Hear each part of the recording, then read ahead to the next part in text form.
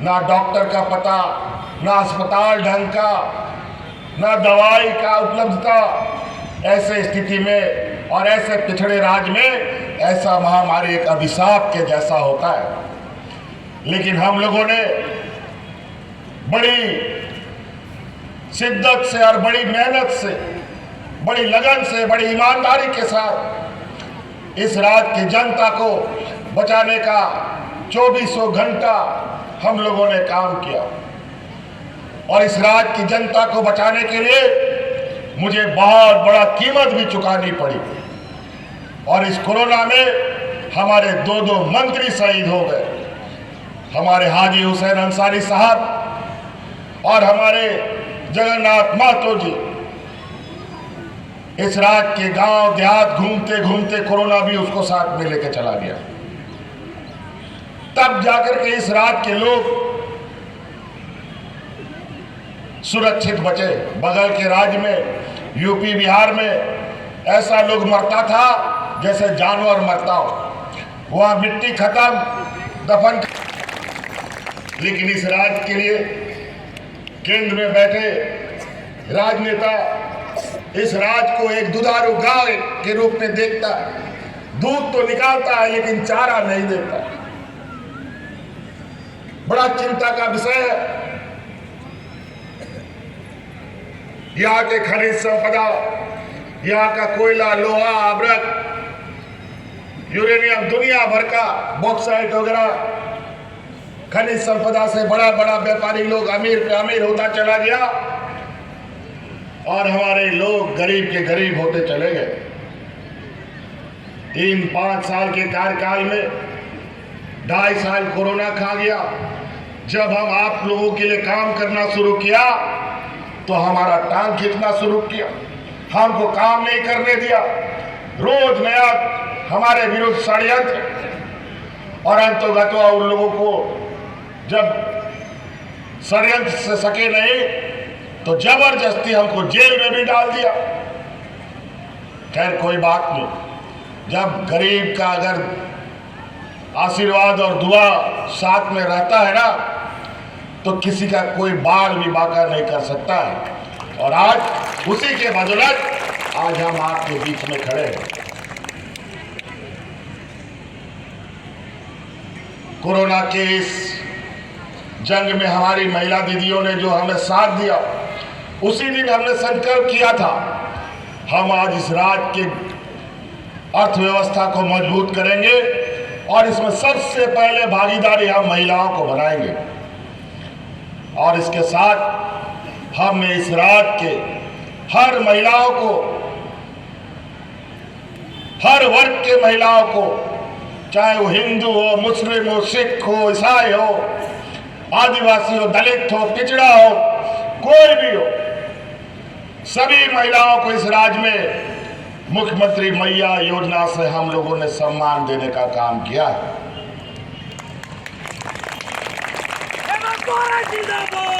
आज लाखों महिलाएं जिनके खाते में हर महीना 1000 रुपया जा रहा है और हमने संकल्प लिया है कि हमारे 1 लाख 2 लाख सबको माफ करने का काम किया है।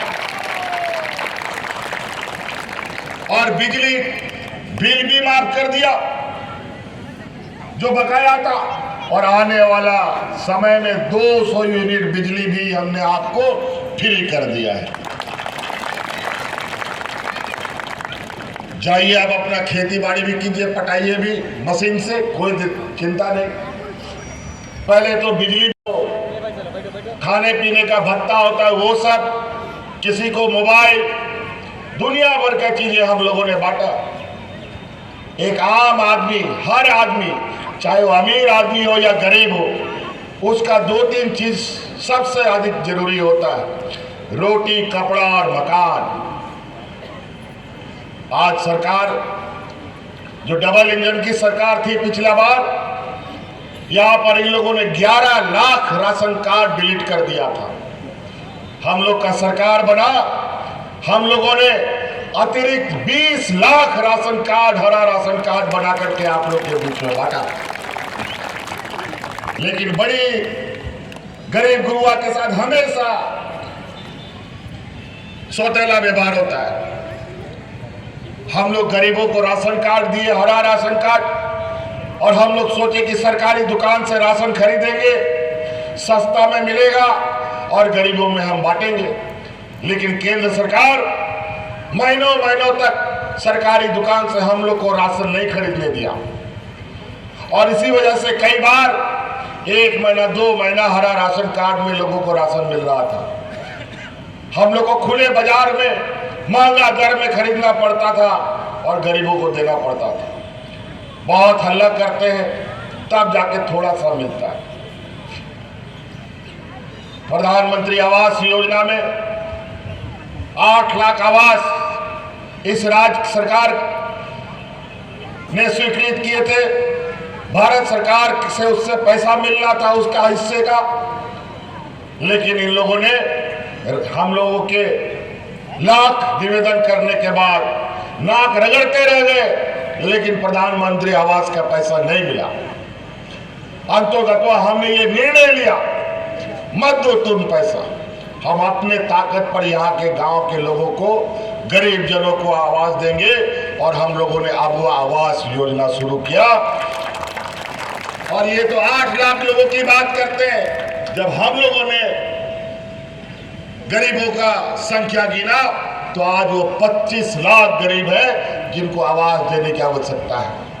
लाखों लोगों को आवास आवंटन हो भी चुके हैं, और आने वाले 5 साल में इस राज्य के हर गरीब को पक्का मकान उपलब्ध कराना हमारा लक्ष्य होगा। कई ऐसी चीजें योजना गिनाना शुरू करें, राशन भी हम दे रहे हैं, आवास भी दे रहे हैं, गरीबों को 10 रुपया में धोती साड़ी लुंगी भी दे रहे हैं, ताकि आप हर त्योहार में नया कपड़ा पहन सके। साल में 2 बार मिलता है।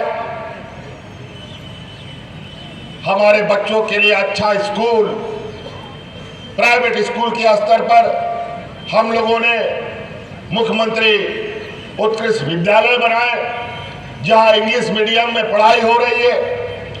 अभी हम लोगों ने 80 विद्यालय शुरू किए हैं, और आने वाला समय में ये 5000 स्कूल हमको बनाने का लक्ष्य हमने रखा है। तो कई ऐसी चीजें, अगर मैं योजना गिनाना शुरू करूं तो हमारी योजना तले हमारे विपक्ष दब के इनकी जान निकल जाए। आज हम लोग जब मुख्यमंत्री मैया योजना शुरू किया, हम लोगों ने 1000 रुपया देना शुरू किया, तो आज ये आपके वोट खरीदने के लिए एक इन लोगों ने नया नारा लगाया है। अभी तो 13 तारीख को यहाँ वोटिंग है, शायद सुदीप गुड़िया जी का 13 तारीख को ही वोटिंग है। 13 तारीख को वोटिंग है, तो इन लोगों ने नारा लगाया है कि 13 तारीख को वोट करो और 2100 रुपया पाओ। अजीब हालत, ये तो वोट खरीदना हो गया। किस नियम, किस कानून के तहत ये बांटेंगे? ये लोग यहाँ के लोगों को, यहाँ के आदिवासियों को, यहाँ के मूलवासियों को बोका और बेवकूफ समझता है,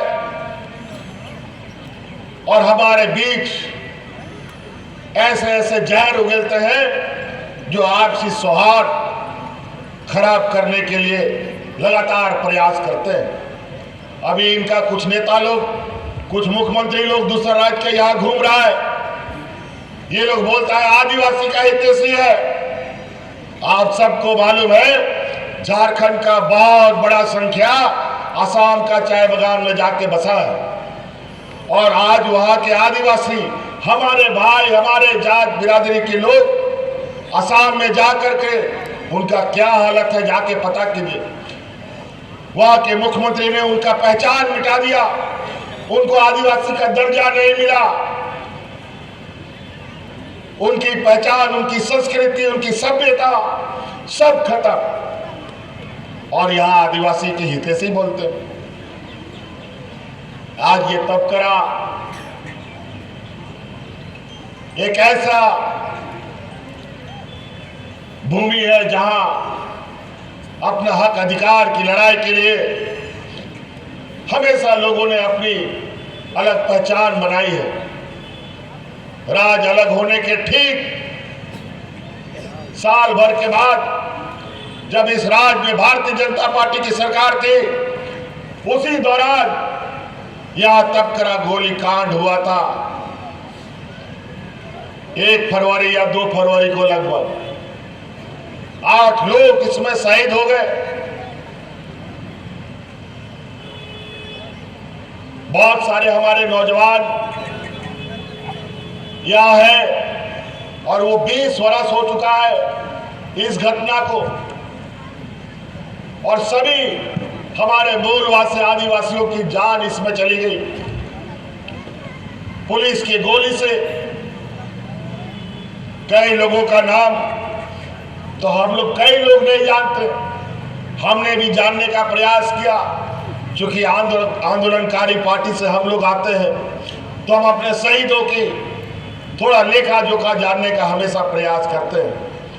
आपका